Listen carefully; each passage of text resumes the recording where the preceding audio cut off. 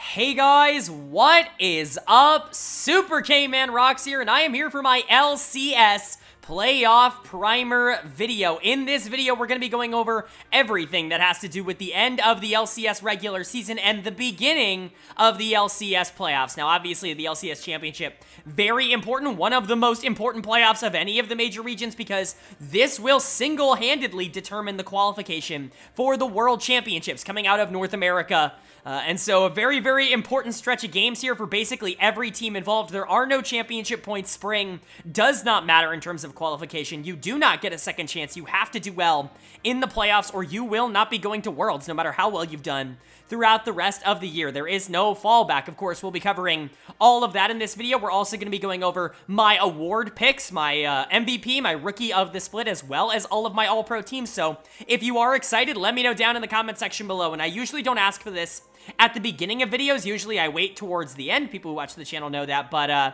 going to ask for a like pretty early on in this video if you enjoy a lot of the content that I do, and if you are excited for the video, hit that like button. It really does mean a lot to me, and these videos in particular, I'll be honest, are pretty divisive in terms of my opinions and just the way that, you know, these things end up being in general. When you pick an MVP or an All-Pro team, you're going to have a lot of people that disagree with you typically, and I'm not afraid to make picks that I believe in that may not be general consensus. And so if you wouldn't mind leaving a like, it really would mean a lot to the channel. I have a feeling there's going to be a few dislikes on this one just in general, so without further ado, let's go ahead and jump right into it. What we do on this channel is we're going to go first with the awards. I'm going to start with MVP and then Rookie of the Split, the two big awards. I'll go through all my All-Pro picks, kind of explaining why I think those players deserve extra recognition over their peers, maybe give some honorable mentions as well, especially in the LCS. You know, a lot of the players in the middle are pretty closely grouped together. Third team in particular can be very difficult. And then what we're going to do is go over every single playoff team in depth, I should say, starting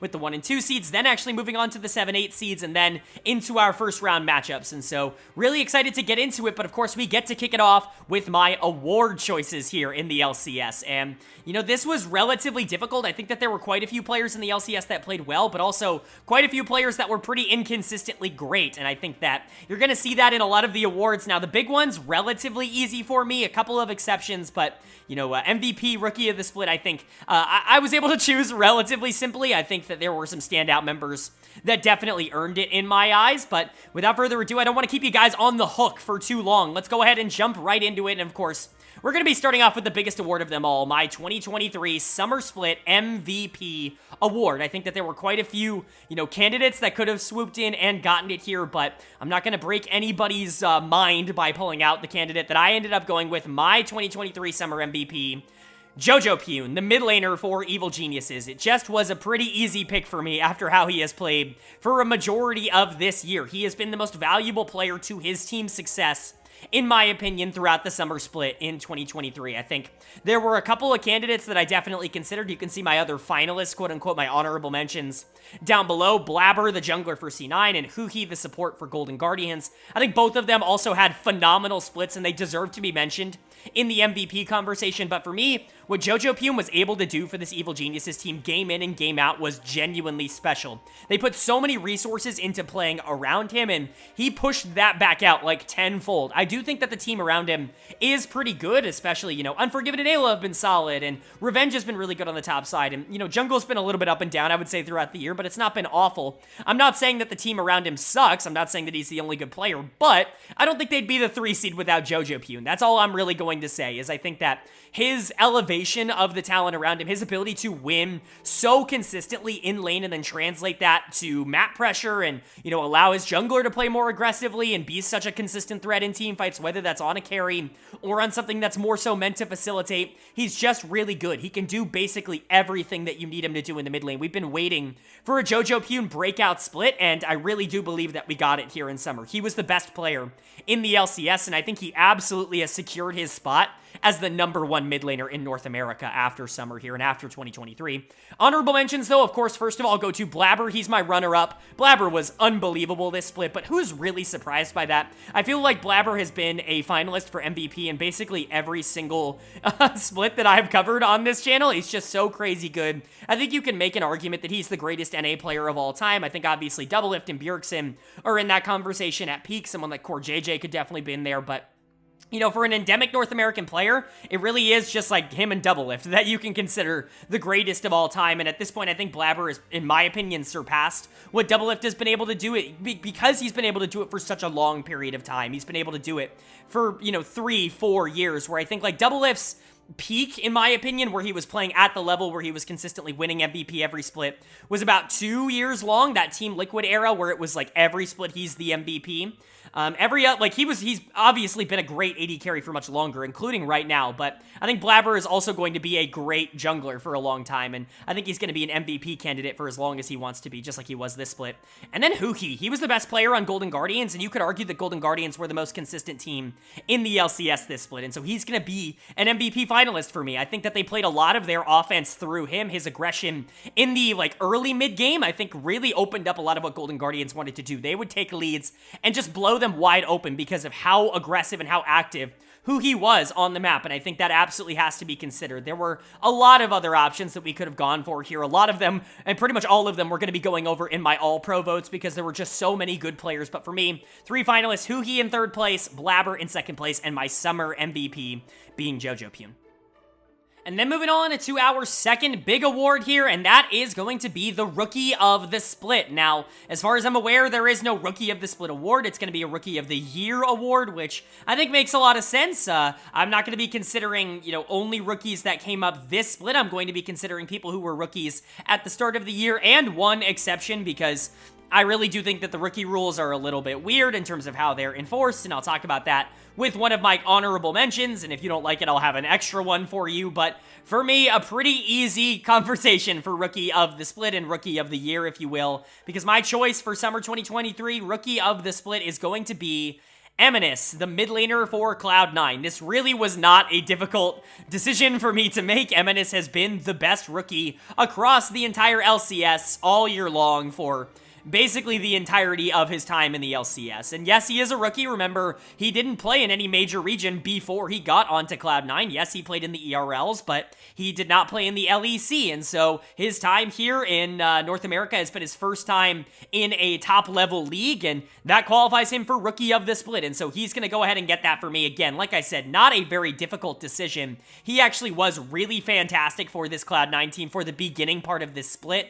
Really the most consistent player on C9, I would say, for the first, 2 or 3 weeks. There were a lot of games that were single-handedly won by giving him resources and just kind of letting him go to work. He really is mechanically talented. Now, there's a reason he wasn't a finalist for MVP or anywhere in that category, and that's because I do think his play did trail off a bit during the second half of the split. He certainly wasn't nearly as much of the game plan for Cloud9, and he definitely had some more performances in the 1v1s in the mid lane that were, that left a little bit more to be desired, I'll be entirely honest. But when he was given the more aggressive picks, things like the Tristana and the Jace that are incredibly strong right now, he was doing super duper well on them. And I think that, still, even with some of the more negative performances, when it comes to consistency and when it comes to what he's offered this Cloud9 team, he won them a championship in spring, and he's, come back here in summer and been a huge part of why that team ended up finishing first in the regular season. He absolutely deserves Rookie of the Split, in my opinion, the best rookie in the LCS in 2023. Honorable mentions for me, and this is where you're going to get some, oh, technically he's not a rookie comments. APA is a rookie. There is no debate for that. He definitely qualifies for being a rookie. I absolutely think he deserves an honorable mention. He was fantastic ever since he got called up to Team Liquid. His ability to transform how that team has ended up playing the game, I think, is a big catalyst for why they've gone on such a stretch in the second half of the split. Yes, they were good in the first half, but they've actually been playing through him and through Pioshik a lot of the second half of the split rather than playing through Summit, which I think has been a huge upgrade in terms of the consistency for how that team ends up playing the game. And so I know he's had very limited time, but honestly, with more time, he might have won Rookie of the Split for me. He really was that good in his small sample size. He was a huge catalyst for what Team Liquid was doing. And then the technicality is going to go to Ayla. Technically, I don't think he qualifies for being a rookie. I think that he played some games for Team Liquid last year when filling in for Core JJ, but really he wasn't the starter, and he didn't play all that many games. So I think in spirit he does qualify. If you really want to be like, oh, he's not a rookie, do not put him on this list, then throw Jan on here as the third one. He absolutely deserves to at the very least be in the conversation as well, but I think Ayla deserves to be in this conversation. He was promoted in the offseason, and I think that that's really kind of the narrative surrounding it. I know technicalities here or there, I wouldn't be able to vote for him, but I would just put Jan in this spot, which I think, again, Jan was a very good rookie, a very consistent rookie throughout this year, and this split in particular, and I think he would deserve a spot on this list. I just really wanted to compliment what Ayla was able to do on Evil Geniuses, because I really do think him going over there and being able to upgrade, you know, that roster and that bot lane, I think you could make an argument he's been the better version of the two in the bot lane. I like Unforgiven. Honestly, they've been pretty equal to me in terms of how important they've been to the team, but they've both been really solid, and I think Ayla should get a lot of credit for that. But top two were really, really clear for me. APA really changed the fortune of Team Liquid. He just didn't play enough games to put himself first in this conversation. First is pretty clearly going to go to Eminus. He was the best rookie in North America in 2023. But now that we've covered the big awards that we have to go over in this video, it's time to jump in to my all-pro teams. These are going to be probably the most controversial part of the video. First team, second team, I don't imagine there's going to be a ton of, like, crazy anger coming out for them, but I try to throw in some surprises on third team, not because I want to throw in surprises and shock people, but rather I believe that, you know, actually praising players that I think were big boons to their team is very important, and I guess this is where I should go over my criteria. I probably should have done this before the MVP and the Rookie of the Split section, but here it is. Essentially what my criteria is I try to rank these players depending on how many wins do I think they added by being on their team this year, and I know that's kind of an arbitrary way to grade them. I'm not ranking them in order of how talented I think they are. I do player rankings at the beginning of each split, but that's not the point of All-Pro, in my opinion. I think it's to judge, you know, impact on the Rift in these particular games. These teams played 18 games over the course of this split. In those 18 games, who was the most valuable to their team and who, you know, really, I think, pushed their team ahead. Now, that always doesn't mean, I should say, that doesn't always mean the players on the good teams get high rankings. Oftentimes, you do have to be playing well, and when you play well, you often win more, and so, you know, winning teams do get higher placements in the rankings typically, but you're going to see some players from teams that aren't exactly the best teams, and I think it's because when you're looking at a lot of their games, perhaps they were super valuable to the teams that they ended up playing for. I think, you know, in my mind, they added more wins to their worst team than, you know, another player maybe did to a better team in the league that maybe had better talent around it. It's a pretty arbitrary way to look at it, but it's the way that I like to go about things, and I think it's been a really good predictor, I would say, of future success, at least in the past. And so without further ado, let's go ahead and jump into the list that I have ended up creating here, starting with the first team, which is up on the screen right now. My first team All-Pro for summer of 2023 is looking like Licorice, the top laner for Golden Guardians, Blabber, the jungler from Cloud9, Jojo Pune, the mid laner from Evil Geniuses, Berserker, the bot laner from Cloud9, and Huhi, the support from Golden Guardians. This was the easiest list to make for me because I think these 5 players really stood out. With one exception, I think that there really is one role where it was like back and forth between first and second team who I wanted to put it on. We'll get to Berserker in a bit because I do think that AD Carry is just really talented in the LCS right now, but the other 4 roles I felt entirely confident with my placements in. Starting with Licorice in the top lane, he just was the best top laner in the LCS this split. I actually think that role was relatively weak, especially in terms of consistency. Had a couple of players from, you know, some worse teams that I think overperformed that we might get to a little bit later, and certainly we'll get to in the honorable mentions section, but in terms of actively, like, adding wins while also dominating lane consistently, Licorice was just the best top laner in the LCS this split. In my opinion, I think he added a ton to Golden Guardians. There were a lot of games where he was given a lot of responsibility in the mid to late game to be able to win team fights for them, and I think he came through basically every single time. I really wanted to see the Licorice turnaround stick because obviously he was so much better in the playoffs last split than he was in the regular season, and then he was really good at MSI, and somehow he's carried it back over into the LCS. It feels like that confidence has been completely reborn, and he's back to being one of the top laners in the LCS. And then, like I said earlier, Blabber, Jojo Pune, not big surprises. Huhi falls into that category as well. I've already talked about them quite a bit. Blabber was the best jungler, was an MVP finalist. I shouldn't have to explain why. He dominated the league for most of the second half of this split. I think you can make an argument he was the best player over the second half of the LCS, and pretty easy choice for first team All-Pro for me. And then Jojo Pune was the MVP. I'm not going to be like the LPL broadcast and give someone MVP and not first team All-Pro. What the hell is that about, by the way? Scout won MVP in the LPL and got second team All-Pro. How does that even make sense? Anyways, Jojo Pion's really, really good. He was the best mid laner. He was the best player in the LCS. Of course, he's first team. And then we get to Berserker.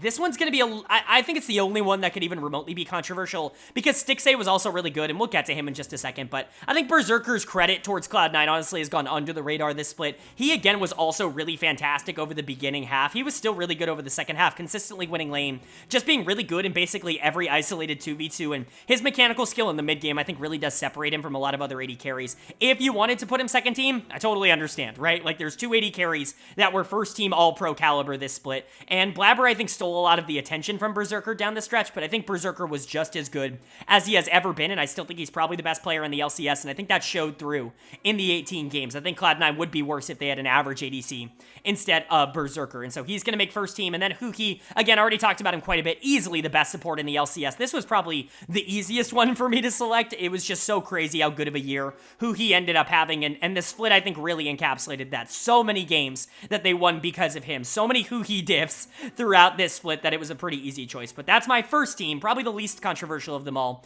Time to move on to the second team. And my second team All-Pro is up on the screen now. We're going to go ahead and go over it. A lot of players from one team. Turns out that team was actually pretty darn good this split. So let's go ahead and go over my second team. In the top lane, it's going to be Rich from Dignitas. In the jungle, it's going to be River. In the mid lane, it's going to be Gory. And in the AD carry position, it's going to be Stixxay, all from Golden Guardians. And in the support position, it's going to be Core JJ from Team Liquid. So let's go ahead and get the two non-Golden Guardians players out of the way first, starting with Rich in the top lane. This is going to be higher than the broadcast places him because Dignitas just didn't finish all that well, but this is a prime example, in my opinion, of a player that deserves credit for how many wins and how frequently he was able to play at a high level for a team that just wasn't giving him the same kind of play in return. I think Dignitas won almost all of their games this split by being able to play through Rich in the top lane. He was a major factor as to why that team did end up making playoffs in the first place and being better than what they were last split. And honestly, top lane in the LCS really isn't all that deep in terms of players that go above and beyond to actually, like win games for their team. Not just win lane, but win games for their team. And I think Rich absolutely deserves a mention for that. I really do believe he was the second best top laner in the LCS this split, which is why he ends up getting second team. If you want to dock him a bit for being on a bad team and not necessarily having the most consistent of games, that's great. But find me a top laner who is just as good in terms of highs this split and didn't have the lows. We'll get to my third team top laner, but it's not like they didn't have any bad games either. And so Rich, for me, I think comes in as the number 2 top laner, and I think that's going to surprise some people, but it's pretty clear to me. And then Core JJ coming in as my second team support. Pretty simple, again, for me. This wasn't really that difficult of a decision. Core, I thought, was really good this split. He almost flew under the radar in terms of Team Liquid because I think a lot of the attention, rightfully so, was on Summit and Pioshik in the early parts of the year, and then APA in the second half of the year. I think they grabbed a lot of the headlines and a lot of the eye-catching moments, but that bot lane for Team Liquid was fantastic for a lot of this split. A lot of the reason that they were able to play so consistently through the top side of the map is because bot lane would win 2v2 basically every game, and a lot of that, especially going back and watching, is Core JJ just dominating lane phase. He's so good at the support position. So many games they end up winning because his ability to play, both early and specifically late in team fights and be this big engage threat, whether it be on Rel or Thresh or Alistair or whatever he wants to pull out, is just so insane. He's so good in this meta, and I think he definitely proved it this split. And then you've got the 3 Golden Guardians players that weren't on first team. Yes, that means every single Golden Guardians player is on either first or second team. And you know what? They absolutely deserve it. They were crazy consistent throughout this whole year. Like I've said multiple times throughout the year, River was clearly the second best jungler in the league. I think Blabber was a little bit on a tier of his own. He was just so good over the course of this year, but River was fantastic, and he was able to outpace and outjungle everybody in the league, even including Blabber at some times, and just looked so good. He didn't necessarily have the same kind of high moments that Blabber had, which is why Blabber ends up in first team, but River was also just fantastic. Gory ends up getting second team in the mid lane. He had a few more bad games than I remember going back and watching some of his tape, but I still think for the most part, you gotta give him a lot of credit for the amount of good that he did for Golden Guardians consistency-wise. I think he still is relatively solid. He may not have the same highs as some of the other mid laners that aren't on this list, because there are a couple honorable mentions in the mid lane position that I think arguably had more flashy games than what Gory had, but in terms of game-to-game, like, consistency and ability to, you know, make your team better, I think Gory absolutely deserves second team here, only behind the MVP. And then Stixxay in the bot lane. This is the one argument I think you can make for first team. I think Stixxay absolutely could be first team. If you really wanted to put Stixxay and Huhi as the first team bot lane, I would totally understand it. I don't think I could argue it even at all. Stixxay, Berserker, it's literally like A and B to me, like 1A, 1B. And so, you know, he's in this spot because I just think Berserker deserves first team a little bit more in terms of what he was able to do, but again, if you really wanted to promote Stixxay to that first team, I would not be against that at all. He was fantastic throughout this split. I think Huhi stole a bit of the spotlight from him in terms of, you know, for me personally, like grabbing a lot of the attention. Huhi really was that good over the course of this split, but Stixxay was just as good in a lot of these games, and I really do think he deserves it, but ends up on second team because there are a lot, two in particular, just amazing AD carries in the region, and so that's my second team. Time to get into the controversial third team. And that's going to start now with my third team All-Pro up on the screen now. And you can see it is a little bit controversial, but honestly, it's really not all that bad. I have a feeling, though, especially with these LCS videos, that people are going to find them relatively wrong just because I've got some players from some lower tier teams on here. But let's go ahead and talk about it. My third team All-Pro is looking like Summit in the top lane from Team Liquid, Contracts in the jungle from NRG, Insanity in the mid lane from TSM, Double Lift in the bot lane from 100 Thieves. Don't know why I blanked on him, of all people. And Sven in the support position from Cloud9. This felt like a pretty obvious third team to me as well. I'm going to be bringing up some honorable mentions as we go through the positions because I always am in situations like this. There were a couple of players that I think at least needed to be shouted out, but other than mid lane, I feel like every single one of these was pretty obvious. The only other one that I struggled with was actually the one we're going to talk about first, top lane, and that's Summit here. And I really didn't want to put Summit on the All-Pro list. I felt like his split was very inconsistent, and I think if there was a top laner that really stood out to me as having like a particularly great split, I probably would have put them on here. And some people are going to be frustrated to not see Fudge on any of my All-Pro lists, but I'm going to be honest, like, with as high as I was on Fudge in spring, I had him second in my MVP voting in spring, don't forget that.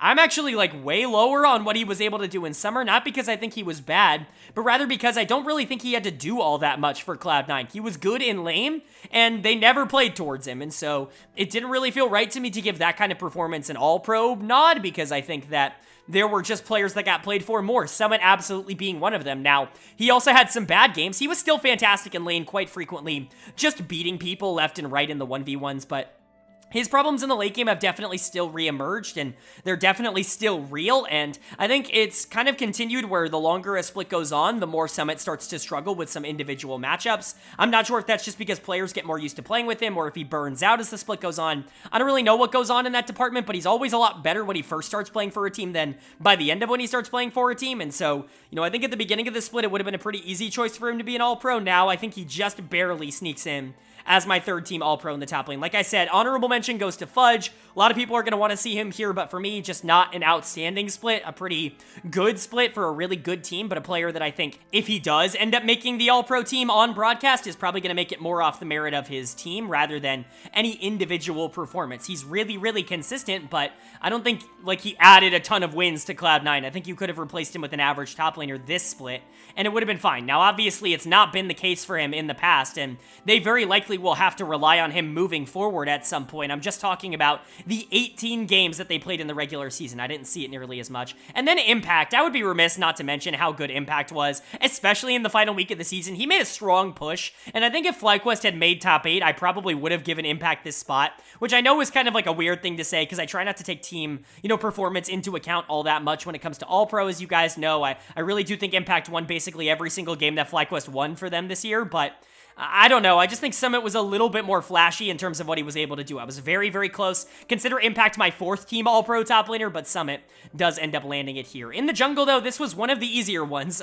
Contracts is going to be getting it for Energy. He was clearly the third best jungler in the league, in my opinion, and honestly, there really wasn't anybody else that I considered for this spot. I guess honorable mention to maybe like Boogie on TSM. He was pretty good, but Contracts was clearly, I think, better than any of the other options at this level. Quite a few junglers, I think, really underperformed this split and have been underperforming this year. Some of the, I guess, less successful, less hot players in the league at the current moment are in the jungle position, and I think that takes up a lot of the lower half of that list, but Contracts I think was actually really good for Energy. In my opinion, he was probably their best player. Palafox definitely in that conversation as well, which we will get to in the mid lane because there's just too many good mid laners in the LCS, which is not something I thought I would say, but Contracts was really, really good for this team, especially at the beginning of the split. People forget just how many games he won for them when they were really struggling, when they were not looking like a top, 6 team in the league. Contracts was the one holdout from that, and I think he's kept his performance up basically throughout the entire split. And then in the mid lane, I ended up landing on Insanity. Yes, I know he didn't play the full split, but he definitely played more than like 50% of the games, and I think that that is like a more than justified, placement. If you miss 3 games of an 18-game split, playing 15 of 18 is still pretty darn good, and I'm still probably going to give you a lot of props for that, but I thought Insanity was fantastic for TSM. Like, legitimately was winning games left and right for that team across the middle of the split. Even at the beginning of the split when he was first subbing in, he was really good for TSM, and I think it would be a travesty if he doesn't get some All-Pro votes here. I really do think he was, at worst, the 3rd best mid laner in the LCS this split, and I don't think he's going to get a lot of credit for that. I don't think he'll actually be making one of the broadcast's All-Pro teams, because I don't think they're going to like the fact that he played 15 games, but I think he did more in those 15 games than any other mid laner did. Now, the one obvious omission here is going to be Palafox. I think a lot of people are really going to want to see Palafox on the All-Pro lists, and I'm definitely a Palafox fan. I think he has just as high a highs as any other mid laner in the entire region. I talked about this last week, but I think he had a couple more bad games than people give him credit for this split. There were quite a few not very good games from Palafox. He was really bad at the beginning of the split when Energy was really struggling. Obviously, as that team has picked up steam, I think he has gotten a lot better and a lot more consistent in that same vein, but I think people are underestimating just how not good the beginning of his split was, even if he's come on really hard towards the end. And so Insanity's more consistent play over the course of the entire year, maybe final week of the season notwithstanding, even though he was definitely the best player on the team in the final week, I think that Insanity ends up getting the nod. Eminus also is somebody that you have to consider. Crazy that he ends up being like 5th in terms of my All-Pro voting in the mid lane. There's just a lot of really good mid laners, and like I said earlier in the Rookie of the Series, Rookie of the Split section, it really did feel like he fell off a lot towards the back half of the split, basically the opposite of Palafox. And then APA, I think, has to at least be in the conversation for what he's been able to do for Team Liquid, but there you go. That's 6, all-pro, quote-unquote, caliber mid laners. I think any of them could realistically get it. I think the most likely ones to get it in the LCS proper are JoJo, Gory, and Eminus. I think those are the 3 because their teams are all really good, but Insanity and Palafox should be getting a lot of votes, and I think, for me, Insanity definitely deserves to be put on this list. And then for AD Carry, I'm actually going to put Doublelift, and this might surprise a lot of people, but I know 100 Thieves really struggled this split. I don't really think it was because Doublelift. I actually think he played really well for this team. Pretty much every time he was given the option to carry the game, they won. Like, that's how they won basically every single game this split. I actually think it's crazy how underrated he's been going, and I think there really weren't a lot of AD carries that stood out to me as much as Doublelift did. I think the obvious, honorable mention omission here is going to be Unforgiven. People are going to want to see him on this list, but I'm much lower on the performances that Unforgiven was able to put out. I think he had some good games, and I think he had some games where he was just kind of there. I think Doublelift was a much more significant part of what 100 Thieves was doing, and I honestly think that without Doublelift, they're not a top 8 team. Like, I really do think he is one player that actively separates them from being a top 8 team and not a bottom 2 team. I really think he was that important to the team this split. Very similar to what I said about Rich earlier. I just think AD Carry is a better position, so he drops down here to 3rd team, and then Sven's gonna get it for support in the 3rd team. This one was, again, relatively easy. I think that it was a pretty clear top 3 for me, and these should be the 3 that end up getting it on broadcast as well. This is probably Sven's best split as a support, in my opinion, which is really, really good to see. It felt like he completely unlocked the Engager playstyle this split, more than just on champions like Alistar. He was really good on Rel, had a couple of really good games on Nautilus as well, which I think is just really encouraging, but I think in general, he just plays off of Berserker and off the rest of his team so well. He knows when to be aggressive, and he knows when to be a little bit more passive. Now, sometimes he can get himself into a little bit of trouble being a little bit disconnected and a little bit too far forward from the rest of his team. We've seen that a couple of times now, but I think for the most part, teams in the LCS just didn't really punish that,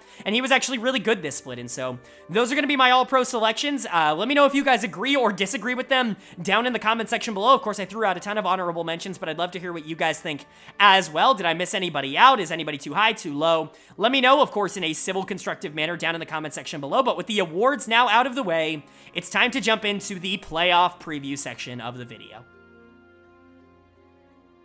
And now it is time for my overview of the playoffs. If you are new to how this format ends up going here in my primers, what I'm going to be doing is going over every team in the playoffs, talking about, some of the things they do well, some of the things they don't do well as a team, maybe some, areas where I think that they could go pretty far, giving you kind of a high-low comp for what they could be doing in the playoffs. And then I'll also be going over all of the round 1 games. And so it's a little bit different for the LCS because of the way that it's formatted. I'm going to be going over the top 2 seeds and then the bottom 2 seeds first because they don't have any first round matchups, or at least winners bracket first round matchups, and then I will be going over the 2 first round matchups between kind of the teams in the middle. So I know the format's a little bit weird here with just how the LCS playoffs end up working out, but that means we do get to kick off with the number 1 seed in the regular season, and they had to win a tiebreaker to get here, which I don't think a lot of people expected in the pre-split process. A lot of people thought that they would just kind of cruise to an LCS title, but it's been a lot more competitive than I think people have given them credit for. But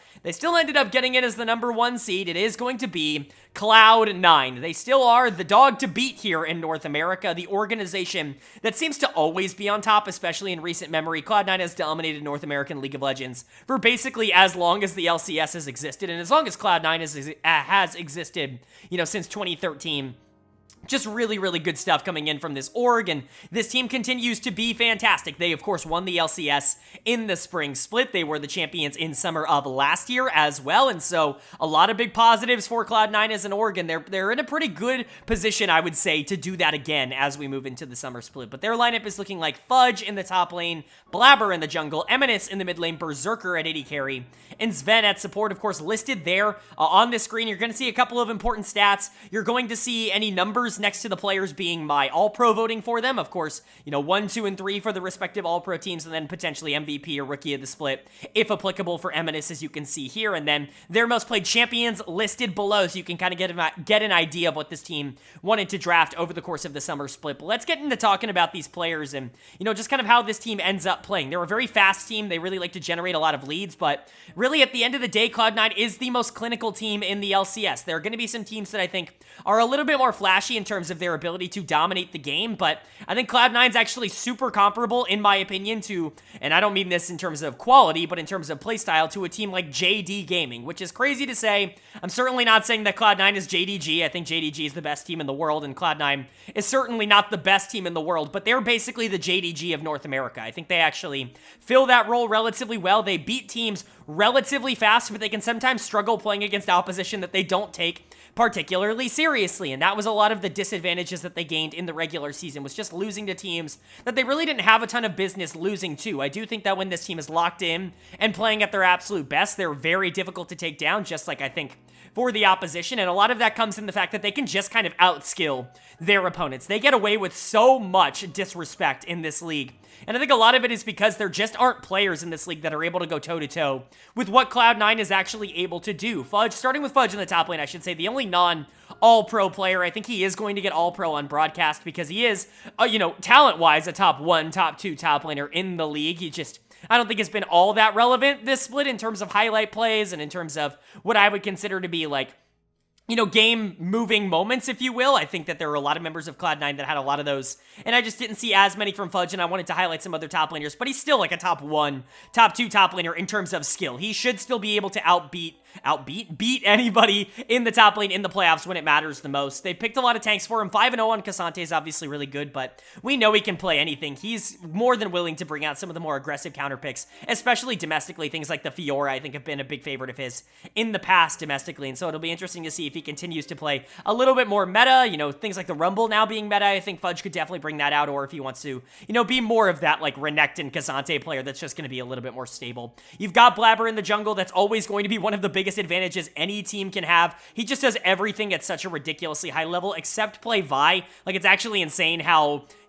good he is on everything except for that champion. Pretty wild, but the Kindred and the Maokai we've seen a lot this year. I know that he can still pull out some of the other picks that a lot of people consider strong. I wouldn't be surprised to see this team teching Ivern moving into the playoffs. I do think it fits their playstyle relatively well, and I think that Cloud9 obviously has always more so been willing to pick up some of these more unique enchanters in the jungle, and so, Blabber can just do a little bit of everything. You want him to be the carry, he can be the best jungle carry in the entire league, he can be the best jungle facilitator in the entire league, just crazy consistent. Eminus Eminus, not as consistent. That's always going to be a bit of the gripe with Eminus as a player, is that there's going to be some games that are really good for him and some games that are really bad for him. When he works, like when he gets Tristana and he's able to dominate the early game and transition it into the mid game to just kind of go everywhere and skirmish, it looks great. That's why when you think back to like his signature picks, things like the Vex end up popping up. Things that are mid-game monsters. I really like that playstyle for Eminus, but he can struggle when he doesn't have a massive lead in the early game, staying and maintaining relevancy over the course of an entire game. So something to keep in mind, he can be a little bit exploitable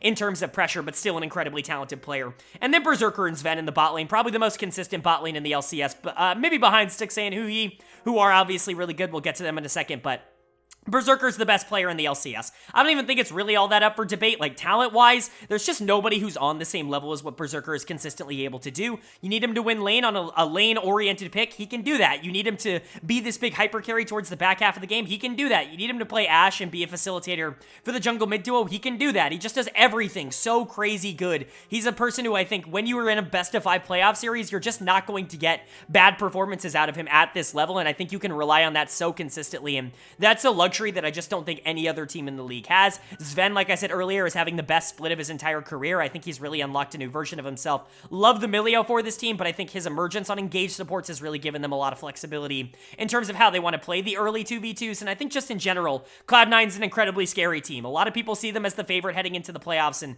honestly, it is really, really hard to disagree with that. And then moving on to the other team with a first round bye here in the playoffs. It's the team that lost, unfortunately, that tiebreaker for first place, so they have to settle for second. It's Golden Guardians, and this is still a really good team. Honestly, they are way, way better than I thought they would be. Not only in the preseason, but even moving into the summer split. I thought that, spring was probably going to be the peak of what this Golden Guardians team was going to offer. I thought them making finals was obviously fantastic, but I didn't really see it as entirely sustainable. I thought, even with a team like FlyQuest, not necessarily performing well, I could see other orgs that really did make significant changes kind of stepping up and being a lot better, because historically speaking, teams that surprise in the LCS just don't last. That's kind of been a trend over the course of this region's history, but Golden Guardians are not a surprise anymore. They are legitimately one of the best teams in the West, and I think that they have proven that very, very consistently at this point. They are one of the scarier teams to have to run into. I think they're the team that if I was a lower team in the bracket, like if I was a team that just wasn't as talented and kind of got there based off, a little bit of luck and skill, I would want to face them less than I would want to face Cloud9, because what Golden Guardians does is just completely choke you out. Look at their stats. They might not have a great game duration. Games go a little bit longer with Golden Guardians than they do with some other teams, but first in first blood percentage, third in gold difference at 15. This team will rev you up fast. Like, you're going to figure out whether or not you're in the game or not very quickly when it comes to Golden Guardians. That was something we talked about a lot in the playoffs last year, where when they won early, it was very difficult to actually beat this team. Even like really good teams like FlyQuest in spring playoffs were really struggling with deficits against Golden Guardians. And what have they done? They've gotten so much more consistent at team fighting. Their macro in general as well has also gotten really, really good. I think Huhi obviously has helped in that respect, but I think every player on this team just has a very good game sense and really knows what to do at all points in time. They are a very well-rounded team, much more so than what they get credit for. And you can see that in their all-pro rankings. You got, I didn't even go over the lineup. Their lineup is looking like Licorice in the top lane, River in the jungle, Gory in the mid lane, Stixxay at AD carry, and Huhi at support. Not that I haven't already talked about all 5 of these guys, because I have. They're all all-pros, and second-team all-pros at the worst. Not even third-team. All of them are second or above team all-pros. They're all just ridiculously consistent. Licorice has been the most consistent top laner in the LCS in 2023, really ramped up in the spring split, and really became a big positive for this team by the end of that split, and has been awesome in summer. River has been everything this organization could have asked for and more. I was kind of critical of them acquiring him at the end of last split because he really wasn't good in summer of 2022 for Dignitas. He took a major step back in that split after having a pretty good spring for a surprise Dig team, but it just never really worked in summer. But 2023 has been a completely different story. He is clearly one of the best junglers in North America. Gory's been everything you could have asked for, and more people hyped him up at the beginning of the year, and he's delivered. And Stixxay and Huki have been the most consistent bot lane in North America. Maybe the most consistent bot lane in the West. I mean, Mickey and Hansama are definitely kind of in contention for that, I would say, but like Stixxay and Huhi have been really, really freaking good. And I think that they could really go up against almost anybody. They both had very good MSIs as well. Same with Licorice. But I really don't see a lot of avenues for teams that are just not as skilled as this team to actually be able to deal with them all that consistently in the playoffs. When you're looking for avenues to try to beat Golden Guardians, it's going to be to outplay them, and that's a really difficult thing to do when you've got all of these players who are just incredibly talented. Now, they're not inflappable. Like, Stixxay's very aggressive, and you can punish that. We've seen Cloud9 in particular be a team that is consistently able to punish Stixxay in a lot of these games, and specifically what they punish is his ability in lane to step up, and in that 2v2, they just send Blabber bot lane a lot, and that's been a strategy that's really caused a lot of fruit. All right, it's been fruitful, I should say, for Cloud9 over the course of this year. It's a big reason why Golden Guardians has really struggled in that matchup, as teams haven't really as successfully been able to shut Stixxay down. The main culprit, I would say, of a lot of their Cloud9 losses, though, is Gory in the mid lane, who has just not really been able to hold up against a team like Cloud9. He's really struggled in getting outplayed, and I think that that was something that we experienced with Gory when he was both in the LCK and the LPL previously, is that when he loses relatively hard. Now, in North America, there really aren't a lot of mid laners that are able to actually deal with Gory in any sort of like easy fashion, and so he ends up getting off scot-free and being able to kind of snowball the game out of control, but he really doesn't play all that well from behind, and so I could see that being an issue. I think you could say similar things about River, but he's even more consistent. I would argue that that's never even really been a problem for him. I'm not super worried about Licorice or Huhi. Top lane in general, I just don't think is impactful enough, where even if Licorice gets bodied, I just don't think it will matter. He's certainly not going to lose hard enough for it to be a problem, and Huhi just rarely ever makes any major mistakes anymore, is the best engaged support. It's just the best support in North America, and really has been hyper consistent, but there are avenues to beat Golden Guardians. But I think when you're looking at the most consistent team in North America, I don't even know if I would say that that's Cloud9. I would say that's Golden Guardians, honestly. The comparison I made earlier for Cloud9 was JD Gaming. I think Golden Guardians kind of is the Billy Gaming of North America. I think that they are very oppressive. They work as a unit. They're incredibly good together, and they win in the early game. There were a lot of parallels to draw, but just like Billy, they've had a hard time overcoming their arch nemesis this year in Cloud9. If they're finally able to beat them in playoffs, that's going to be a major accomplishment for this org. And then jumping a little bit further down into the bracket, we're going to be skipping over seeds 3 to 6 right now because we'll be going over their round 1 matchups together, but we've got 2 more teams in the playoffs that do not have a winner's round 1 matchup, and that's because they are immediately slotted into losers bracket with how this ends up working out. So we'll be kicking it off with another winner of a tiebreaker, the 7th place tiebreaker, a significantly less important one, I would argue, than the first place one. We have the number 7 seeded Dignitas here, and this team is really, really intriguing. I obviously have a lot to say about them. I've said a lot about them over the course of this year. They certainly have a particular playstyle that some people might call incredibly boring, and we'll get to that, but right now, let's just go over what they're looking like. Their roster is looking like Rich in the top lane, Santorin in the jungle, Jensen in the mid lane, Tomo at AD carry, and now Poom at support. I presume Poom is going to stay the rest of the year. He didn't look particularly good in the final 2 weeks of the season after they had picked him up, but they picked him up for a reason, so I imagine he will be the starting support for them for the rest of 2023, but if there is one thing to take away from this Dignitas section, and why I'm so low on this team, and why I really don't think that they're going to do well in the playoffs, is when you look at these stats, it honestly doesn't even tell you the full story. You see 9th in game duration, 9th in goal difference at 15, 8th in first blood percentage. These are okay stats in isolation, but I'm telling you, as somebody who's watched every single game in every major region this year, there is not a single team in any major region that plays as slow as Dignitas does. They are by far, they might be the slowest team that I've watched in 2-3+ years of League of Legends. It's so consistent that this team just does nothing in the early game. Absolutely nothing. There are a couple of moments where the laners do try to make plays in the 1v1 or the 2v2 that do make things relatively interesting, but if you're talking about making plays, like trying to get numbers advantages, going for ganks, going for skirmishes, trying to establish pressure, this team just doesn't do it. They are crazy slow, and it's been a big reason why they struggled so much in spring. Now, in summer, they're a little bit better because I think their individual talent level has raised them up quite a bit. It's risen quite a bit, but they still suffer from the same problems. And I think the introduction of Poom into this team, who really hasn't felt comfortable yet, and it certainly hasn't felt comfortable to make a lot of aggressive moves, I think has certainly not helped the situation. I think the one player that kind of breaks that trend for me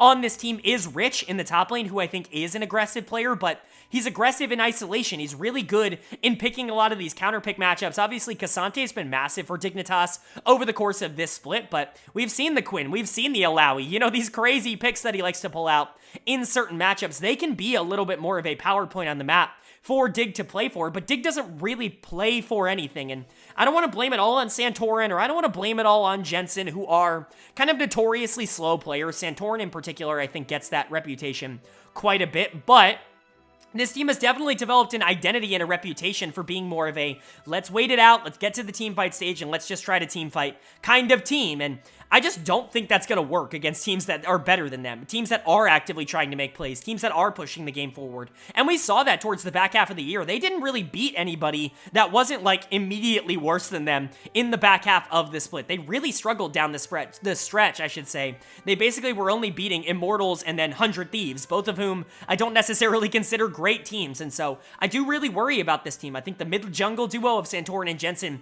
don't click like at all. Like I think, you know, personality-wise, they seem to be fine together, and I don't think communication is the issue, but their playstyles just create this environment of really passive play, and that I think is kind of the crux of everything. Tomo has been an aggressive ADC in the past, but he's mostly been on hyper carry duty, which means he's not trying to push up in lane, and Poom, like I said earlier, just doesn't really seem all that comfortable all that yet, and I know Diamond gets a lot of shit for this team and what he was doing, but at the very least, Diamond was trying to make plays. I honestly think he looked a lot worse on this team because he was the only one trying to make plays, therefore he was isolated a lot of the time, but I think Poom being someone to stay back and not really do a lot of that, try to play a little bit more passive, has honestly made this team worse, and so no, I don't really believe all that much in Dignitas. Do I think that they could win a series? Maybe. Like, if they ran into a bad team, like if things ended up working out and they ran into a team that had just completely imploded, I could see that happening to somebody like TSM. I could see that happening to somebody like Energy, right? Like, I could see a situation like that where that team just isn't really doing all that well.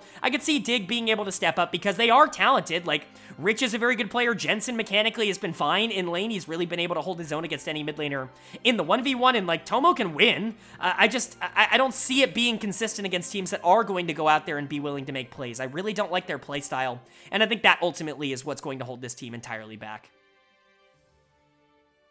And then we get to move on to our final team to not have a round 1 matchup and the lowest seed left in the LCS, a pretty rare distinction to have for this organization. We have the number 8 seeded 100 Thieves. Very shocking just how not good they were in the regular season. They had a lot of very big flaws, and I think it's going to be pretty easy to point some of them out in this, but they also still, even after all that, have a ridiculous amount of upside, especially compared to a lot of the other teams that are going to be in the zone that they're in. They just don't have the same kind of fallback that teams of their caliber are used to having, and so they basically got to be perfect in order to really do anything, but you know, they're more interesting, I would say, than Dignitas, who we just talked about before this. Their lineup is looking like Someday in the top lane, Closer in the jungle, Quid in the mid lane, Double Lift at AD carry, and Busio at support. I say they're more interesting than Dignitas, but they did go 0-2 against Dignitas just a week ago, and so it's not like they're doing particularly well at the moment. It's not like this team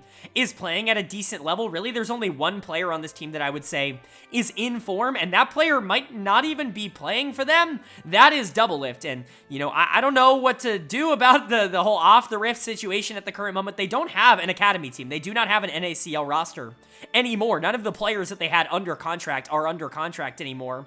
And for those of you who are a little bit out of the loop, Double Lift has been hospitalized for a little bit with some internal stuff, and so I assume he's going to play because they haven't made any sort of announcement that he's not going to play, but he's certainly not doing super hot physically right now, and so I don't really know what the deal is. I don't know if he's going to be back on stage in time for the playoffs, but obviously, real life obviously comes first. If he's not going to be able to make it, that's fine, but I don't know who's going to be subbing in for him. Like, I really have no idea who would be the AD carry. I'm going to talk about it as if Doublelift is going to play and he's going to be fine, because he's the only reason this team is in playoffs. There's a reason I put him in my All-Pro teams. He really was that good for them this split. Every single time that they played for him in the early game, they won. That was really it. They played for him 7 times and they did not play for him 11. Every single time they played for him in the early game, they won. I'm not saying that that is something that they'd be able to do crazy consistently, because I think against better talent, it wouldn't work nearly as well. They were a big, I would say, lower tier merchant over the course of this split. They beat a lot of the bad teams pretty consistently. They just really didn't do all that well against the top teams in the league. I think that's going to be something that this team consistently kind of falls into. I would expect them to actually be able to go toe-to-toe against some of the teams that are also struggling in the league, maybe teams that don't have the most momentum at the current moment, but basically all of the teams in the top 6 are actually kind of scary in their own way, and Doublelift is going to be given a lot of responsibility, I think, to get them over the hump. Busio's been relatively fine in that respect as well. I think those two have easily been the best players on 100 Thieves, and I think if they are given the keys to the kingdom, and if the team does support them and doesn't completely int the game away at 10 minutes like they've done so often, I think this team can win games. I just think that that is a pretty one-dimensional playstyle, and I don't really see a lot of other avenues for them to be able to win. Sunday's been fine in the top lane, but honestly, he's been completely irrelevant over the course of 2023. I was a little bit higher on his spring split. I thought he was a borderline all-pro caliber guy for a good Evil Geniuses team, but it just has not really worked on 100 Thieves. He's been kind of meh. Like, over the course of this year, he's basically smack dab in the middle in terms of every single statistic for top laners.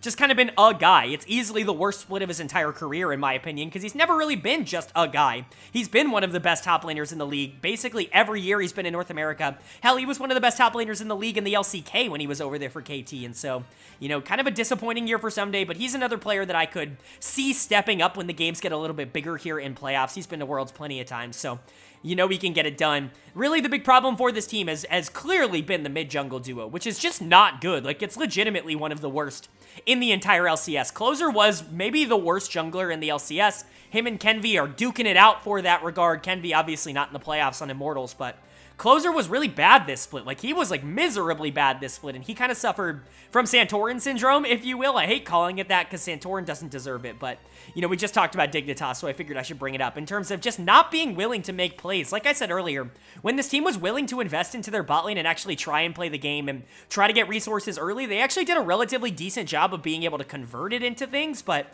they were so passive in a lot of their other games, and it's basically just Closer. The other big negative for this team is going to be Quid in the mid lane. And I hate calling him a negative because I think he's an interesting player, but he's just not ready. Like, he was not very good. His lane stats are bad, and his 1v1s are not good. He's consistently giving pressure over to basically every other mid laner that he's playing into.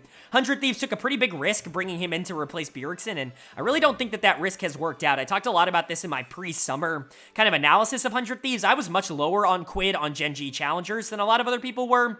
That team was really bad, and I think it was, like, underrated how bad that team was. They put every single resource they had into Quid in the mid lane. They basically just funneled him every single game and just said, like, hey, go win for us. And, I talked about this. You can go check out, my pre-summer prediction. You're going to hear a lot of the things that I said here. Watching his tape, I really saw someone that was really good when he had a ton of resources and was ahead, but had literally no clue how to turn a losing situation into anything other than an immediate loss, right?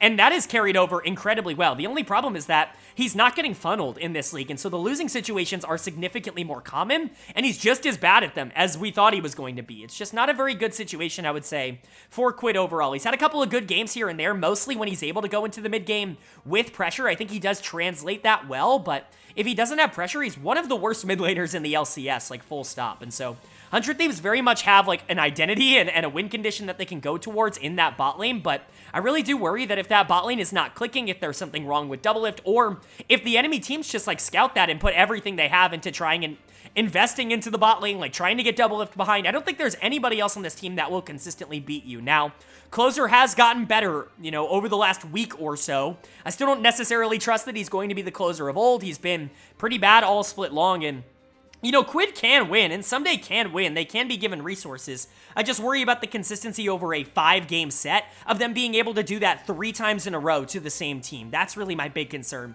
I think that there are opportunities. I think if they can just outskill an opponent like TSM in that, you know, their first round, I think that that could potentially be an avenue for them to be able to take a win. But that is a pretty big if, and I'm just not necessarily sure it's going to be happening for this team. So while I do see some of the upside and some of the potential for 100 Thieves, I think in general, it's just not necessarily working out for them at the moment. And moving on now, we get to our section where we do cover the teams that have a winner's round 1 matchup, a team that is already slated to face them in the first round. They already know they're going to be the first series of the playoffs, and so it's going to be a little bit of a different format. In this format, we're going to be going over the matchups in more particular detail. Still going to be giving a little bit of analysis on how these teams play, but it's mostly going to be in the context of how they play in, you know, in conjunction with how their opposition plays. Because really, if you can't get over your opposition in round 1, then your entire outlook as a team changes if you have to go to lower bracket. And so I find this to be the most easy and efficient way of covering a lot of these players. But let's go ahead and get right into it, and we get to kick it off with our first matchup of round number 1, our first matchup of the LCS playoffs, and we get to preview it here. It's the number 3 seeded Evil Geniuses taking on the number 6 seeded TSM. Certainly an intriguing matchup on paper. EG was able to take both of these games in the regular season, kind of proving that they should be the better team across these two, and I think talent-wise, you would definitely agree with that. We'll go ahead and go over both of these rosters really quickly since it is the primer video. Evil Geniuses is looking like Revenge in the top lane, looks like Shaden in the jungle, Jojo Pune in the mid lane, Unforgiven at AD carry, and Ayla at support. Shaden, of course, filling in the final week of the season, them going 3-0, and Armeo is playing in the NACL playoffs, and so I presume Shaden is going to continue to play here for the LCS team. Certainly an interesting decision with them wanting to qualify for Worlds, but TSM on the other side of this map is looking like Hanser in the top lane, Boogie in the jungle, Insanity in the mid lane, Wild Turtle at AD carry, and Chime at support. Again, another group of players that I find really, really interesting. Both of these teams have been basically on complete opposite trajectories in every single week of the split, specifically, I should say, towards the back half. When you look at week 5, in particular, Evil Geniuses went 0-3 after really surging up until that point, basically being tied for first place with Cloud9 and looking like they were going to get a first-round bye into the playoffs. Things obviously didn't end up working out for them. They really struggled in week 5. Meanwhile, TSM had completely found their footing after subbing Insanity back in full-time. Ruby was officially out. Insanity was back in, and this team looked completely unstoppable. I think they went 6-0 in weeks 4 and 5, which is incredibly impressive and really good for this team. They looked like they could legitimately be a Worlds team at that point. And then in the final week of the season, Evil Geniuses ends up going 3-0, TSM ends up going 0-3, and basically everything that they knew up until that point had been reversed. Shaden came in and looked really good for a team that really turned it around, and in TSM's case, that team that had looked so good for the last 2 weeks, basically unbeatable with Insanity in the mid lane, looked very flawed and looked very beatable in terms of what they were outputting against the actual good teams. And so very interesting to give analysis here. I'm going to go ahead and kind of talk about the lane matchups here. Starting in the top lane, Revenge versus Hanser. I see this as very in favor of Evil Geniuses. Revenge has been pretty solid throughout the entirety of this year. I think he's a very good aggressive top laner, very good isolated 1v1 in lane. I think this team really likes to put him on an island because I really do think it helps their playstyle.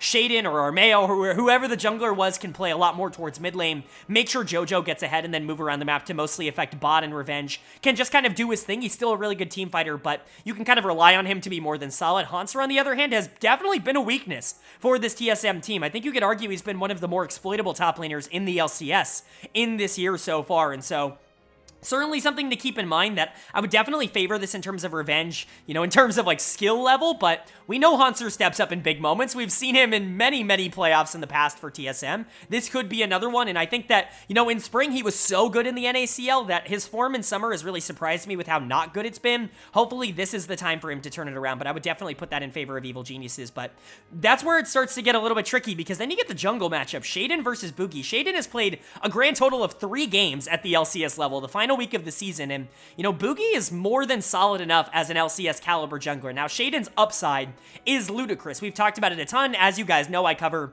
every single NACL game on this channel as well, and so I'm very familiar with Shaden, have been since, you know, last year, this year. He's been very inconsistent for Evil Geniuses challengers. That team in general has been very inconsistent, but a lot of that is just Shaden. When he wins hard, and he really is a carry-oriented style jungler, can really take over games, but when he loses very, very hard, and so it's going to be be really interesting to see if Boogie and TSM try to take advantage of that and the inexperience of that player. Now, what we saw out of him in the LCS was completely different. He was much more of a facilitator for this EG team, very much taking the role of trying to get the rest of the team ahead, knowing he's, the most inexperienced player and playing towards everybody else. It's going to be interesting to see if that style remains, but I think Shaden's going to be at his best when he can kind of take over and be a big power player alongside Jojo Pune. Now, things weren't perfect in terms of communication between them in their first week, but they're both talented players, and Jojo apparently pushed hard to play with him on the LCS stage, so going to be interesting, but I would, at the moment, favor Boogie in this. I think he's been a more than consistent jungler at the LCS level, and I think he's shown enough tape for me to say that at the very least, he should be considered a favorite in this matchup. Now, Shaden could be more talented, but Boogie is where I'm going to put my confidence in, at least to start this series, and then we're going to skip over mid lane, because that's by far the most intriguing matchup in this series, and we'll get to that in a second. But bot lane, Unforgiven and Ayla versus Wild Turtle and Chime. I would have considered this relatively even for most of this split. I think that Wild Turtle and Chime have actually been very good for TSM, a more than consistent bot lane. They don't necessarily get a lot of attention from TSM's team. They play a lot around Insanity in the mid lane, but Wild Turtle has been so good at being able to generate his own leads, and I think Chime is just a fantastic player. Like, he's more than happy to leave lane and go help Insanity in the mid lane, and that's a big part of TSM's identity. But Wild Turtle's more than fine also just isolating himself in the bot lane and being a team fighter towards the back half of games. It really does work for them. And then the final week of the season happened. Talked about them going 0-3. A lot of that was this bot lane just being really bad. Like, Wild Turtle was one of the worst players in the LCS last week. If he plays like that, this is going to be a problem series for them. But if he plays like he did for almost all of this split, he's right there with Unforgiven in terms of what he's been able to output for me. I know a lot of people like Unforgiven. I think he's mostly been a cog in this machine. I think he's a really solid player, and I think you can call upon him to win you games, especially early on in the split. It felt like he was having really good games, but he certainly has had a lot of the attention taken off of him, I think, as this split has gone on, and I honestly think he's a lot closer to Wild Turtle than people give him credit for. Ayla is a good player, but I really like Chime as well. I'm going to consider this bot lane kind of a push. I think it's basically a tie in terms of what both of these teams are able to output. Unforgiven and Ayla should be better, but Wild Turtle and Chime seem to play up to the level of their opponent, and so I wouldn't be surprised if bot lane really wasn't all that discernible between these two teams, at least early on in the 2v2, but of course, you got to talk about Jojo versus Insanity. This is the most intriguing matchup in this series by a large margin. Jojo, the MVP, Insanity, the player who played 15 games and still got on my all-pro list. Both of these teams run through mid lane. Whoever is able to generate more consistent leads in this matchup is going to be able to win the series. You would say that Jojo's a better player, but Insanity really has been fantastic. And his champion pool is incredibly eclectic. He loves the Graves. The Kai'Sa's been a big pick for them. LeBlanc obviously as well, but Insanity's just a really, really interesting player, and, Jojo's more than happy to try and, answer the challenge, if you will. I think it's going to be a very bloody mid-lane matchup, and I really do think whoever comes out on top more across the series in terms of Jojo, Pune, and Insanity is probably going to be moving on to the next round. I would probably favor Jojo Pune. I think he really is one of the most talented players in the LCS, but I've counted Insanity and TSM out before. I don't necessarily want to do that again, and so I do think it's going to be an intriguing series, but one that I would slightly favor one way over the other. And then our second of the Round 1 series, in my opinion, the closer of the winners Round 1 series. I'm really excited to talk about this one. In this one, we have the number 4 seeded Team Liquid taking on the number 5 seeded NRG, and I'm really, really intrigued to see where this one ends up going. I actually think both of these teams are pretty intriguing in their own right. Team Liquid has just been so inconsistent. If they can just get their shit together for longer than 3 or 4 games in a row, I think they could be one of the best teams in North America. And obviously, I think things have gotten better with APA in the mid lane, bringing a lot of his unique champion pool, and just generally his consistency and his high level of play to the LCS, I think has been a big positive for Team Liquid. And if this is not a direct example for why teams should be investing in the NACL, then I don't know what is. APA was a player who was playing an amateur last year, and obviously everybody in amateur already knew that he was a superstar. He had been super good for so long, and finally, took an opportunity for a really good organization in the NACL in Tier 2, proved that he was the best mid laner there basically immediately, and now is doing really well in the LCS and has a really good chance to be a prominent figure of a team that tries to qualify for the World Championship. So I don't mean to go on my little rant of why, NACL is important and why obviously every team that is invested into it heavily has reaped the benefits from it consistently over the course of their history, but you know, for Team Liquid, I think they've looked completely different ever since APA has joined the team. And then for Energy, they've just kind of been surging a little bit. Like, it's hard to pinpoint the exact thing that ended up happening that got them back into their groove. I think a couple of their players are obviously just playing better than what they did at the start of the split, most notably Palafox, who I think has really gotten into his groove recently, but Contracts has been great all split long. Dokla can still dominate a lot of top lane matchups, and top lane's a very intriguing matchup here in this particular series. And I think FBI and Ignar, while they certainly have not been perfect and probably have been the weakness of this Energy team, I think are a little bit more stable than people give them credit for. Ignar in particular, I think has actually been pretty good this split. FBI has had his problems, but almost all of them have been on Aphelios. I would just stop giving him that champion. He's actually been pretty good outside of it. And so let's go ahead and talk about it, starting of course in the top lane, Summit versus Dokla. And this is probably the most intriguing matchup of the entire series for me. I think that a lot of what happens between TL and Energy could be kind of dictated on what happens between Summit and Dokla in this matchup. Both pretty integral and aggressive players towards their team's success. Summit, you know, obviously has the talent to be the #1 top laner by a large margin in North America. When he dominates incredibly hard. However, the inconsistencies have always stopped him from being kind of considered in that conversation. We know how good of a laner he is. He's basically dominated every single laning stat, every single split that he's been in North America, but being able to translate that into active wins and, you know, active advantages across the map has been a struggle for him. And also, it is pretty well documented that he has struggled in the playoffs, at least here in North America. He's also done the same in the other regions as well. He wasn't great, you know, in the LCK when he did make it on Sandbox, and then obviously, you know, Fun Plus last year. And so not really like the best playoff record, I would say, for Summit, but still a very intriguing player, and it's hard to discount his mechanical skill. But Dokla is a player that I think steps up in the biggest moments and when he's required to the most. I think Summit definitely has the edge in terms of mechanical talent, but if Dokla ended up being like the better top laner by a large margin, mostly because I think Energy would invest more into him in this series, I could absolutely see that being a big turning point for why Energy would be able to take down a team like Team Liquid. But I'm actually going to talk about the next two positions in a group. I usually only do that for the bot lane, but Pioshik and APA versus Contracts and Palafox I think have to be talked about as a 2v2 more than a 1v1 and a 1v1, because I do think that these two teams both use these two primarily as 2v2s. Palafox a little bit less, a little bit more lane reliant, but Team Liquid in particular, it very much is a duo of Pioshik and APA. They're pretty much always together, always trying to make plays together, and that is a huge positive, and that's actually been a big reason why Team Liquid has felt so good in recent weeks, is I think that duo has looked pretty solid. Now, Pioshik is obviously an incredibly streaky player. He has been his entire career, even going into the World Championships last year where he won them. He was benched for Juhan and really was looked at as a player that you couldn't win with at a major level, and so, you know, obviously he can have some good moments and some bad moments. I think he's definitely a little bit more champion-reliant than a couple of other players, but he's kind of shed off that narrative. He's been really good on a lot of different things. The Vi record doesn't tell you how good he's been on that champ. I think the Wukong, the Lee Sin, obviously the Kindred, things like that are always going to be a big pick for Team Liquid. His champion pool is wide enough for it not to really matter, but APA I think has really added a lot of versatility to what this team wants to do. He can play either side of like the Ziggs Tristana kind of double flex there in the mid lane, and I think that's really positive.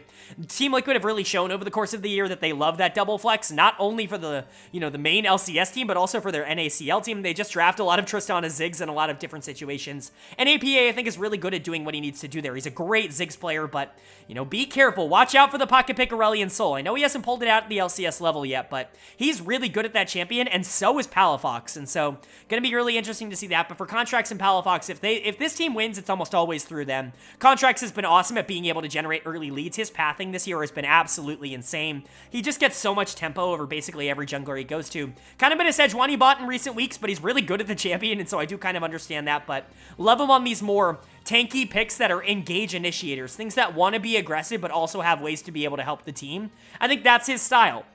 I don't want him on more passive picks just because they're tanks. I don't want him on something like Maokai. I don't think it necessarily plays into his strengths. I want him on something that he can dive into the enemy team with and just kind of, you know, full send it, be full frontline. I love Vi for him. I love Sejuani for him. Those picks I think definitely are more positives. Poppy, obviously, in that same vein. And then for Palafox, just put him on whatever you need him to be on. He's a really great assassin player. I think that's really what a lot of people are going to know him for. You know, the Akali, the LeBlanc, the Aurelia. He's really good at those champions, but he's gotten so much more consistent on the control mages, in my opinion.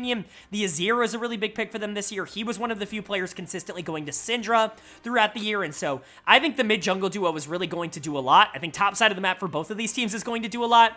And then you've got bot lane, I should say, for both of these teams. Yon, Core, FBI, and Ignar, they're really not going to be all that powerful on this map if I had to guess. Yon and Core certainly don't get a lot of attention, and FBI and Ignar don't either. I think FBI is a ridiculously talented player that is just not meshed well at all with the rest of his energy team. I think that he's really struggled on Aphelios in particular, but he's been more than solid on things that he can survive a little bit more easily on in the early game. He was always known, at least when he first broke into the LCS, as more of an early game ADC, and I think that's definitely true.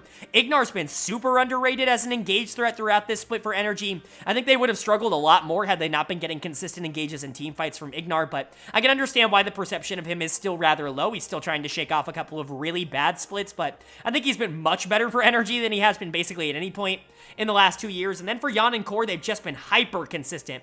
I would really trust them on basically any bot lane, and I think that's going to be a major positive. This team does not have to play for them at all. Yon is going to be relevant towards the back half of every game, and Core is a great engager. He's a great facilitator. He can be really active in the mid game. Just basically does everything you want out of the support position. I don't think bot lane is really going to tip the scales all that much in this series, but I do think that top, jungle, and mid are. If one side ends up coming out more on top than the other in terms of how they want to play the game here, I really do believe that that is going to completely change the outcome of this series. If we see APA really popping off, or Palafox, or Dokla, or Pioshik, or Contracts, or Summit, right? Like, one of those players having a great series is likely enough to be able to push their team over the top, and so it's going to be very, very interesting to see what ends up happening, but I think it's going to be very fun either way.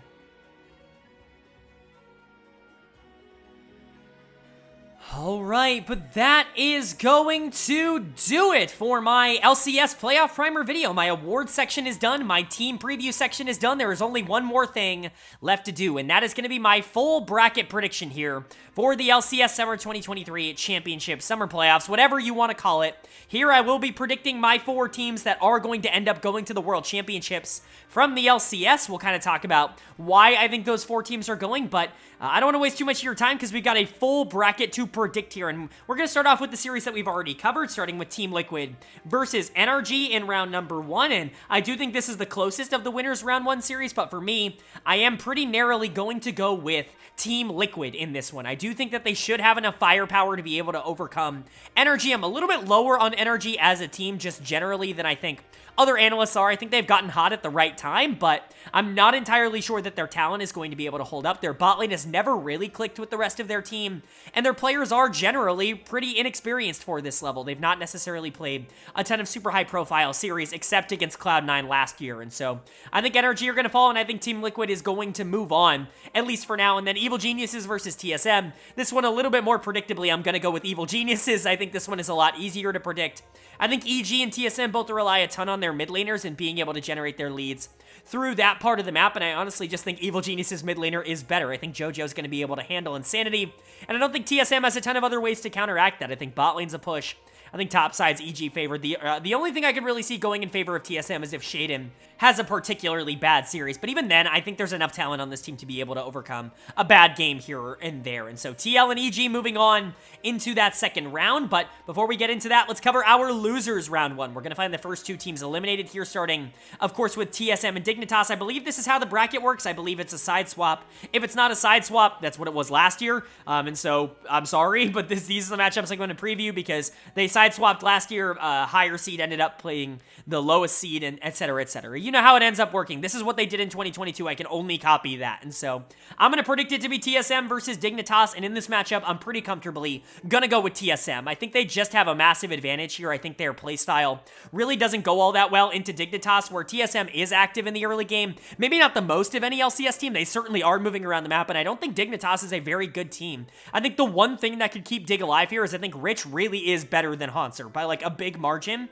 And I could see that being a massive problem for TSM, but so long as he survives, I just don't see a ton of other avenues for Dig to be able to win the series, and so I've got TSM there, and then NRG taking on 100 Thieves, another series that I find very intriguing between 2 pretty interesting orgs, but I'm going to go with NRG in this one, if only because I just don't trust 100 Thieves mid-jungle duo. I think that's going to be the big difference maker in this series. Contracts and Palafox are the main driving force for energy, and 100 Thieves just don't have that. They have Closer and Quid, and I don't think they're going to be able to hold up. I think Energy's bot lane, FBI in particular, has always played well into Doublelift. It's been a matchup that's pretty much always gone in FBI's favor, and I think that that will continue here just in general.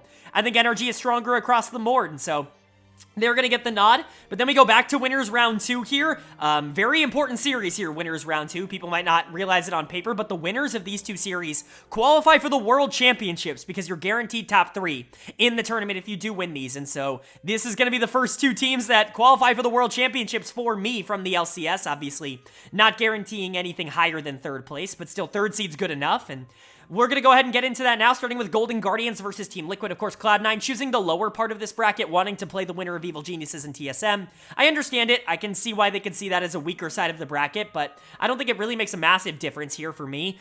In the first series, though, Golden Guardians, Team Liquid, I think this is a very intriguing matchup, but the consistency of Golden Guardians puts them over the top for me. Team Liquid really struggles with consistent teams. I think that's been something that they've really had a problem with. Teams that can just, like, withstand a lot of their onslaught and be able to counter a lot of their weaknesses.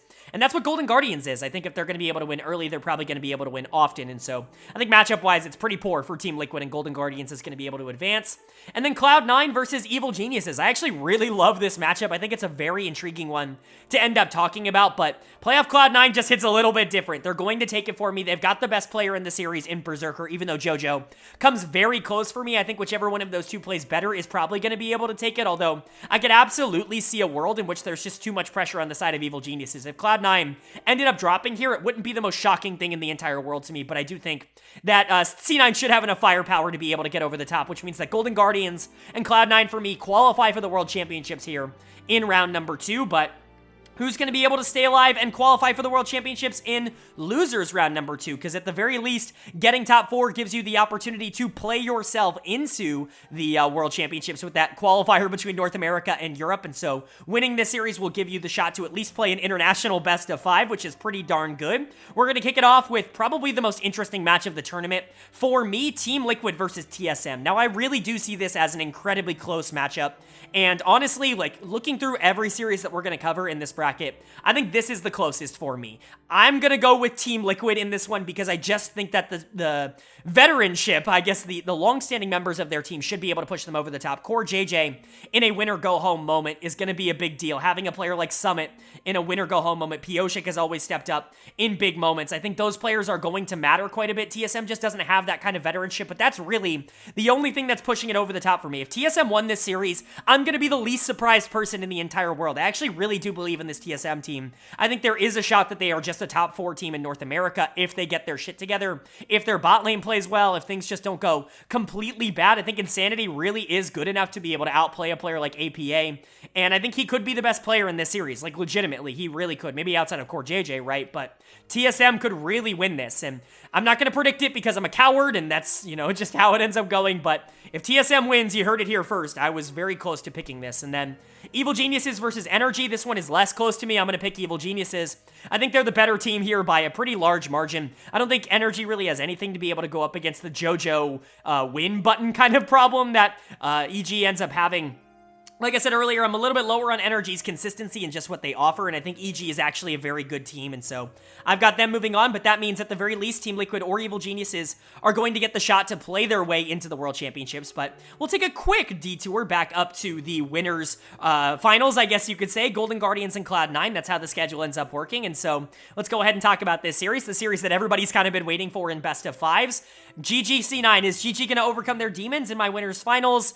Not right now. No, I got Cloud9 moving on. They're going to win winners finals. They're going to move into grand finals here, and Golden Guardians is going to move down into lower bracket. Obviously, they're not done just yet. They still got that extra life, and so, you know, they're not out. But I do think that Cloud9 looks relatively unstoppable when the games matter the most, and Golden Guardians, honestly, has never really looked all that close to Cloud9 in terms of what they've been able to do when they play each other. Now, that could change. Golden Guardians is a very good team, but C9 just seems to have their number at the moment, but will they always have their number? We'll see that a little bit later. And then we get back to Team Liquid versus Evil Geniuses. Who's going to be the team that auto-qualifies for Worlds, and who's going to have to play their way in? Well, for me, the team auto-qualifying is going to be Evil Geniuses. I just think they're better. If this is TSM, I also think EG ends up going on, which I said in round 1 as well. I think that's probably the more likely of the matchups, but EG to me feels like a top 3 team in North America. JoJo absolutely deserves to auto-qualify for Worlds. If shading can just be good enough, I think this team is definitely good enough to be able to go on a run like this. Revenge has been very, very solid. Unforgiven and Ayla are a very consistently good bot lane lane. This team is more complete than people give them credit for, and I think they should be able to dispatch a rather inconsistent Team Liquid team, who is now going to have to settle for playing whoever the number 4 seed from Europe is, which is a very intriguing prospect. Sending Core JJ and Summit and Pioshik to play a European team, that's going to be a lot of fun. And then we get our losers finals here, our semifinals, if you will, Golden Guardians versus Evil Geniuses. Love this matchup on paper. I think it's really intriguing for both teams. If there is going to be a major upset outside of TSM taking down Team Liquid, in my opinion, or potentially Dignitas taking down TSM, just matchup-wise, I think this could be it. I could absolutely see Evil Geniuses moving on, but I'm going to pick Golden Guardians. I think they're more consistent as a team, and I think that they're just more well-rounded than what EG has to offer. But, like I said, if Golden Guardians is going to lose before finals, it's probably going to be to Evil Geniuses.